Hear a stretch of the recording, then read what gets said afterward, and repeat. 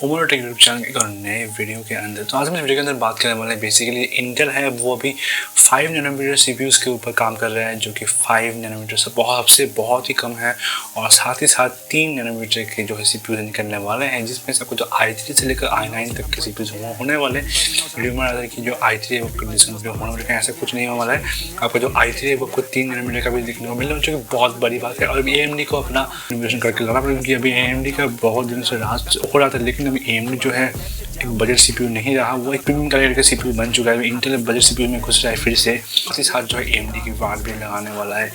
और मैं आप सबको बहुत शुक्रिया बोलना चाहूँगा। हमारा जो यूट्यूब चैनल इसमें अभी हाल ही में 1K सब्सक्राइबर्स पूरे हो चुके हैं, इसके वजह मैं आपसे बहुत खुश हूँ। और मैं चाहता हूँ कि ऐसे ही होते रहे और हम ऐसे ही एक साथ मिलकर 1K से 2K फिर 10K ऐसे ही मैसेज को कंप्लीट कर सके। तो चलिए इस वीडियो पे शुरू करते हैं।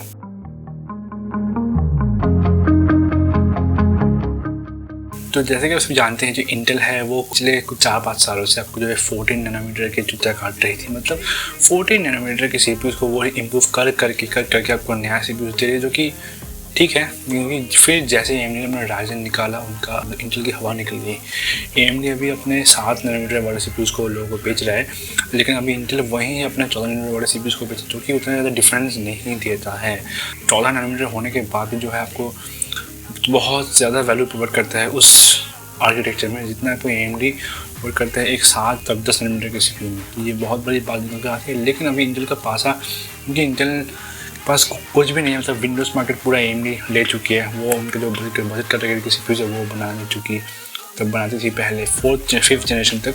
अभी फिर जो 5th जनरेशन से अभी हुआ ही ये है कि जो AMD ने कहानी बदल दी है। अब जो है AMD बजट सीपीयूज को बनाना छोड़ दिए हैं। अभी वो सिर्फ और सिर्फ जो है आपके प्रीमियम कैटेगरी के सीपीयूज, जो कि उनके 5th जनरेशन वाला है, वो बनाते हैं।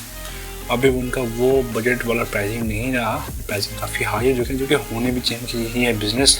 अभी इंटेल तो है नहीं उनके पास जब कम्पीट करने के लिए, तो अभी वो लोग प्राइसिंग को इंक्रीज़ कर दिए हैं। लेकिन अभी क्योंकि इंटेल के हाथ से विंडोज़ का तो मार्केट गया ही गया, साथ ही में उन लोग के जो एप्पल वाला मार्केट था, जो एप्पल के जितने भी चीज़ मतलब मैक्स वगैरह बनाते थे, अभी लोग वो लेते थे और इंटेल का बहुत ज़्यादा सेल होता था। लेकिन अभी एप्पल ने भी अपना जो ARM बेस्ड CPU जो कि M1 है उसमें स्विच जो हो चुके हैं, जिसकी वजह से हुआ ये कि जो इंटेल के पास ना रहा विंडोज़, ना रहा मैक, और अभी जो माइक्रोसॉफ्ट है वो भी खुद ARM पे ही शिफ्ट होने के लिए क्वालकॉम को बहुत सारे चिप्स के ऑर्डर दीजिए। जो क्वालकॉम नोविनो है उस पर वो लोग शिफ्ट होने वाले हैं, जो कि बहुत अच्छी बात है। वो एटम वाला वो वाला बेकार सीपीयू को जिनको नहीं मिलने वाला है, क्वालकॉम के नए वाले सीपीयू जो कि X50 जैसे मॉडेम के साथ आने वाले, जो कि 5G को सपोर्ट करेंगे, जो कि काफ़ी अच्छी बात है। देखते हुए एक कंपनी है जिसका नाम है TSMC। अगर नहीं पता, एक ऐसी कंपनी है जो कि सिलिकॉन नोड है वो बनाती है।